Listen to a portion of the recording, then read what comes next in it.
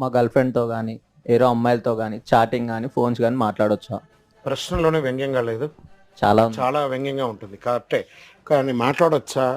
ఇప్పుడు మీ girl friend అంటున్నారు, కొంతమందికి వాళ్ళ ఫియాన్సీ, చాలా మందికి ఎంగేజ్మెంట్ అయిపోయి జరిగి ఉంటుంది. కొంతమందికి ముహూర్తాలు లేకుండా 2 నెలలు 3 నెలలు కళ్యాణ మండపం దొరకక, ముహూర్తాలు దొరకక, ఇప్పుడు చూడండి మొన్న ఈ 24వ సంవత్సరంలో 6 నెలలు మూడాలు వచ్చింది.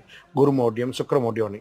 వాళ్ళకి ఫిబ్రవరిలో ఎంగేజ్మెంట్ అయ్యి ఇప్పుడు ఆగస్టులోనూ నవంబర్లోనూ పెళ్ళిళ్ళు అవుతున్నాయి. వీళ్ళు మాట్లాడుతుందంటే అప్పుడు ఏమండి, ఆ మాట్లాడేటప్పుడు మీకు ఏం ఫీలింగ్ అవుతుంది? నా భార్య, నా గర్ల్ ఫ్రెండ్, కాబోయే భార్య.